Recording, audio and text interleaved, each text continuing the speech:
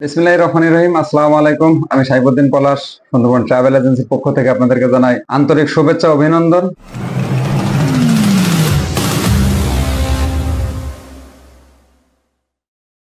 তো আজকের আপনাদের সামনে নর্থ মেসিডোনিয়ার কিছু গুরুত্বপূর্ণ আপডেট নিয়ে চলে আসলাম। আপনারা ভিডিওটা না টেনে অবশ্যই সম্পূর্ণ দেখবেন। নর্থ মেসিডোনিয়া বর্তমান একদম ইমিডিয়েটলি যে আপনার এমবাসির আপডেট, এগুলো নিয়ে আপনাদের সাথে কিছু কথা খোলামেলা আলোচনা করব, যেগুলো আপনারা শুনলে আপনারা খুশি হয়ে যাবেন। আর যারা নর্থ মেসিডোনিয়ার জন্য অলরেডি ফাইল জমা দিয়েছেন বিভিন্ন এজেন্সির মাধ্যমে, যাদের ফাইলগুলো এমবাসিতে আছে এবং যারা আপনার পারমিট প্রাপ্ত হয়েছেন এখনো অ্যাপ্রুভাল পাননি, অথবা যারা অ্যাপ্রুভাল পেয়েছেন, আপনাদের যাদের ফাইলগুলো ইন্ডিয়া আছে তাদের জন্য কি করণীয়, ঠিক আছে? তো এইসব বিস্তারিত এইসব বিষয় নিয়ে একের পর এক স্টেপ বাই স্টেপ আমি আপনাদেরকে বলার চেষ্টা করব। আমার কথাগুলো হয়তো 100% সঠিক নাও হতে পারে, আশা করি যে 80-90% শিওর আমি যে কথাগুলো বলবো ইনশাল্লাহ আপনাদের সাথে মিলাই নেবেন কাজে এবং বাস্তবতা কথার সাথে পরে মিলাই নেবেন যে আমি কথাগুলো যে বললাম এগুলো ঠিক কি বেঠিক। তো যারা নর্থ মেসিডোনিয়া যাত্রী আছেন, আপনাদের প্রথম প্রশ্ন, যারা প্রায় প্রশ্ন করেন যে ভাই আমাদের যাদের অ্যাপ্রুভাল হয়েছে তাদেরকে ইন্ডিয়ায় যাওয়া লাগবে কিনা, মানে যারা অ্যাপ্রুভাল পেয়েছেন তাদেরকে স্টিকারের জন্য ইন্ডিয়ায় যাওয়া লাগবে কিনা। তো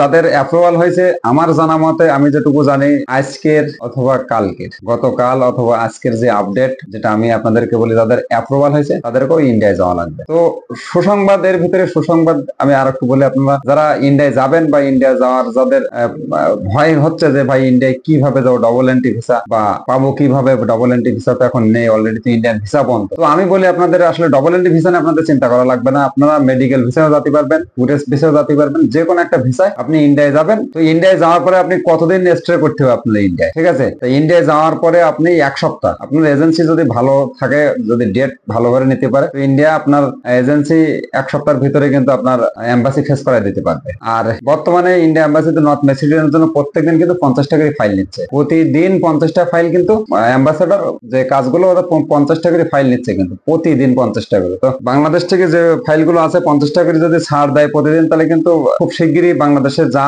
ফাইল আছে কভার হয়ে যাবে আমি মনে করি। তো দ্বিতীয় যে প্রশ্ন সবারই মাঝে যে আসলে অ্যাম্বাসেডর কি প্রশ্ন করবে, আমাদের ইন্টারভিউটা কি হবে। ইন্টারভিউ আমি যেটুকু জানি, ইন্টারভিউ আপনার খুব ছোট্ট একটা ইন্টারভিউ হবে।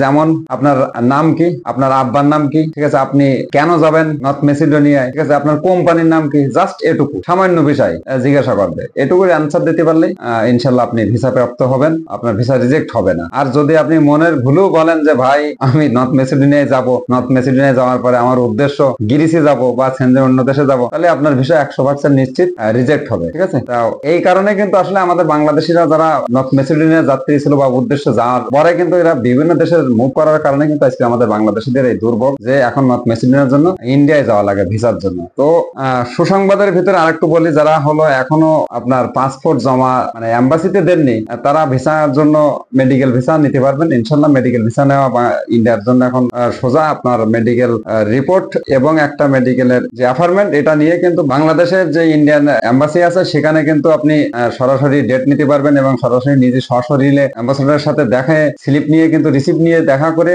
মানে যাত্রী রুগী দেখে কিন্তু আপনি ভিসার ডেট নিতে পারবেন বা আপনি ভিসা নিতে পারেন। এটুকু আমি আমার জানা মতে, ঠিক আছে? তো মেডিকেল ভিসা পাচ্ছেন, মেডিকেল ভিসা পালেও কিন্তু আপনি আপনার সেই নর্থ মেসিডোনিয়ার এম্বাসি ফেস করে আসতে পারতেন, কোনো সমস্যা নেই, ভয় পাওয়ার কোনো কারণ নেই। আর আশা করতেছি খুব শিগগিরই ইন্ডিয়ার সাথে বাংলাদেশের যে সম্পর্ক খুব ভালো দ্রুত ইনশাল্লাহ সম্পন্ন হবে। আর আমরা ভিসা অবশ্যই পাবো, কেন পাবো না? আমরা তো বন্ধু রাষ্ট্র, ইনশাল্লাহ পাবো। অপেক্ষা করেন, সময় দেন। আমাদের দুই সরকারের মানে সরকারের পক্ষ থেকে যে খুব দ্রুত এই সমস্যার সমাধান হবে আমরা আশাবাদী বা আশা করি আর কি ইনশাল্লাহ। তো আরেকটু কথা শেষ বেশ বলি, যারা নর্থ মেসিডোনিয়ার জন্য এখনো ভাবছেন যে নর্থ মেসিডোনিয়ায় ফাইল দেবো, অনেকে ফোন করেন, তো নর্থ মেসিডোনিয়ায় ফাইল দিতে পারেন, আমাদের কাছেও দিতে পারেন, দিলে ইনশাল্লাহ ভিসা হবে। ইন্ডিয়ায় যাওয়ার প্যারা নেওয়া লাগবে না, ইন্ডিয়ার যাওয়ার প্যারাটা আমাদের থাকবে, ঠিক আছে? আমরা আপনার ভিসা ইন্ডিয়ান ভিসা করব, আমরা আপনার ইন্ডিয়া এম্বাসি ফেস করাবো। এই দায়িত্ব যদি আপনারা আমাদের দেন, আমাদের মাধ্যমে সম্পূর্ণ দায়িত্ব নিয়ে আমরা কিন্তু এগ্রিমেন্ট করে যাত্রীদের নতুন ফাইল নেব। তো আমাদের হাতে অনেক কাজ আছে।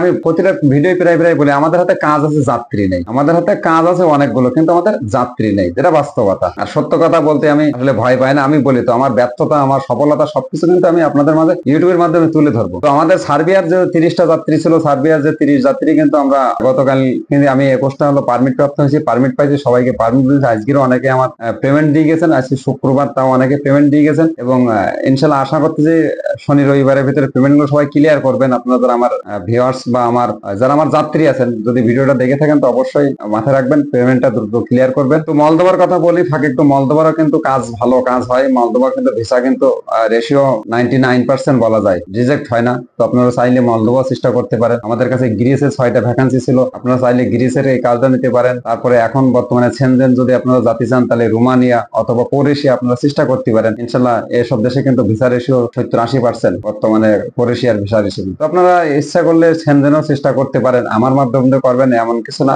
চেষ্টা করতে পারেন যাদের সেনজেনে আশা আছে। অবশ্যই এখন ক্রোয়েশিয়া কিন্তু ভালো একটা সুযোগ বাংলাদেশিদের জন্য। তো অনেক কথা বলে ফেললাম, আসলে বেশি মূল গুরুত্বপূর্ণ কথা হলো নর্থ মেসিডোনিয়ার এম্বাসি বিষয়টা, যে কত কঠিন প্রশ্ন হবে কি আসলে রোমানিয়ার মতন রিজেক্ট হবে কিনা। তা আসলে না, খুব স্বাভাবিক, মানে ছোট সোজা কিছু প্রশ্ন উত্তর দিতে পারলে আপনি ভিসা পাবেন নিশ্চিত, এটুকুনে ভয় পাওয়ার কিছু নেই। তো আজকের এই পর্যন্ত, কথা বেশি বাড়ালাম না। সবাই সুস্থ থাকেন, ভালো থাকেন, আর আপনাদের ইউরোপ যাত্রা সবারই স্বপ্ন পূরণ হোক এই দোয়া আশা কামনা করে আজকের মতন বিদায় নিচ্ছি। আসসালামু আলাইকুম।